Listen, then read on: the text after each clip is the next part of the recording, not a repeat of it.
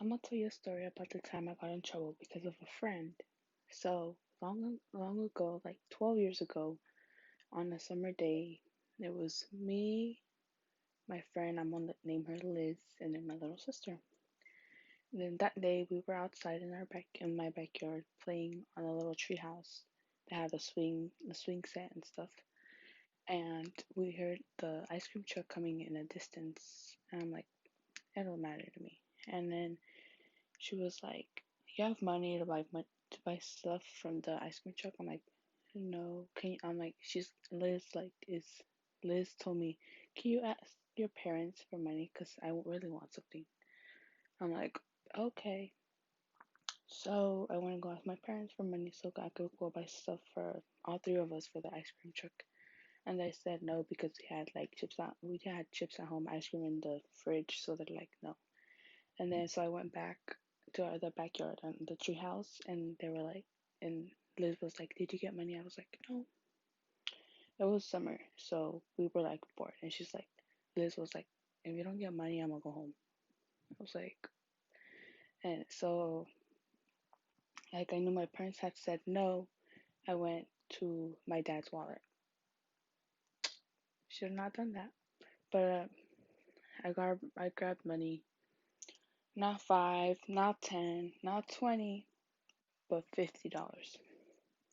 And I went out to like tell them that I got the money, and then they were like happy. So she didn't go home. So that was, I guess, very important to me. And we heard it come closer and closer, the ice cream truck. So we started walking to the front yard, and we sat on the front porch to wait for it to come. And then we heard it come around the corner, so we went to the driveway to go get ready to stop it. So we stopped it and we ordered a bunch of stuff. Back then it was like cheaper, not like today it's like expensive.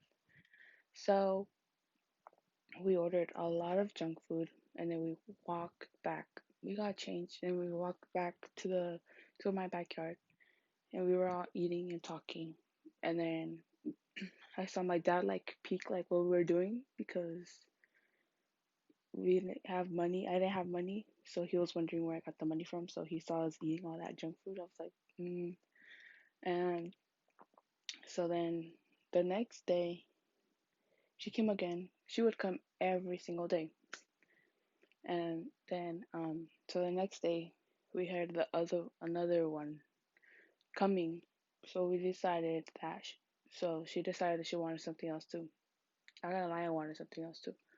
But we only had a little bit of change left from the other one because we bought a lot of stuff from the previous day. So we went over there. We were just in the same spot in the backyard on the top of the treehouse.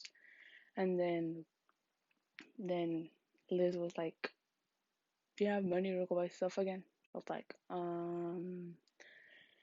So like she saw I had change left over from the yesterday. So heck, I couldn't say no. So I went to go get the money from my room, and then I went to go take it, and she was like, it was like $20, and the other day we had spent like $30. She's like, go get more because we're not gonna have enough for $20. I was like, excuse me, $20 can make it. We can make it with $20. She's like, no, go get like $20 more or something. I was like, so there goes me inside my house to go get money from my parents again without them knowing. So I went to go in. I went into my house, and then I went to go get money from my dad's wallet again. And that day, I took I got money, and then I went outside again. It was like an ongoing thing. Except like from this one, like a week later, she was here like every day at my house. A week later, we heard we heard it again, and then we were playing in our front yard, and then she was like, we heard it coming again. So we went. She asked for some money again. I was like, mm. And then I went inside to go get money again. I don't know why I thought it was a good idea to take $100 this time, but I did. And and then we stopped it and we got a lot of stuff. Like, they had to give us a grocery bag because that's a lot of stuff we got. And I went, the change, I went to my room and I hid it because I know she was gonna ask again. I didn't put it back. It was a lot of change because it was $100. So I hid it under a frame, and then we were playing out, outside, like eating our stuff. And then the next day, she she came again, and we heard the ice cream truck again. So keep in mind, my sister didn't like. She would just eat it. She wouldn't say anything. And then so we came inside. We were outside. We heard it again. So I came inside to come get the money from where I hid it. And I lifted up the frame and I looked because I was short and like the frame was up high. So I looked and I went to go touch it, like to scoop the money out. And I went like this and nothing would come out and then I like tiptoed and there was nothing under the frame. And so I guess my mom walked in and she's like, "What are you doing?" I'm like, "Nothing." She's like, "You're looking for the money you took, huh?" I'm like, So she got me in trouble. I got grounded. So I walked outside and I told my friend that I didn't have the money. She's like, "Okay, I'm gonna leave."